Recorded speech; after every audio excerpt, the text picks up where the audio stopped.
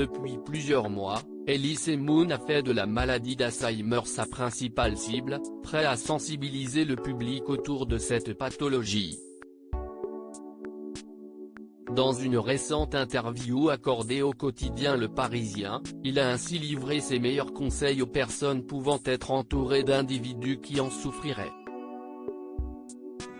Armez-vous de patience, a-t-il déclaré, ne lui en voulez pas s'il vous fait répéter 10 fois, entourez-le d'amour, si est très important et pensez à vous protéger.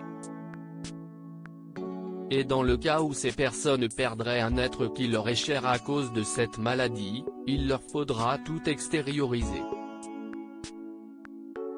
Elise Moon développe ainsi, je conseille à ceux qui sont dans cette situation de tout extérioriser, de lâcher prise et de dire à la personne qu'on la aimait avant qu'elle meure. Et s'il sait quels sont les mots à dire durant un tel calvaire, si est parce qu'il l'a lui-même vécu.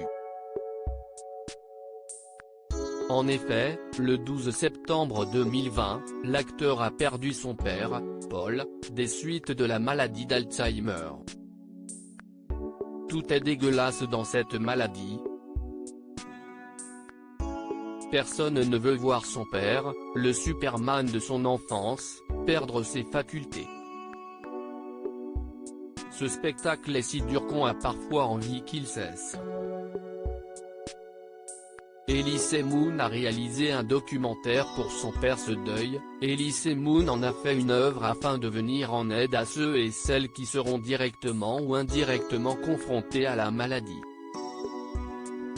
En décembre 2020, il livrait ainsi un poignant documentaire baptisé Mon vieux sur la chaîne LCP, dans lequel il retrace le combat de son père. Un long métrage réalisé d'abord dans l'hésitation. J'ai hésité car si est d'une grande impudeur, parce que si est très intime. Mais je me suis aperçu avec certaines réactions que c'était un documentaire assez bouleversant et qui parlait à tout le monde, a-t-il confié dans Quotidien. Ce sont finalement Franck Dubosc et Gad Elmaleh qui ont fini par le convaincre de sauter le pas.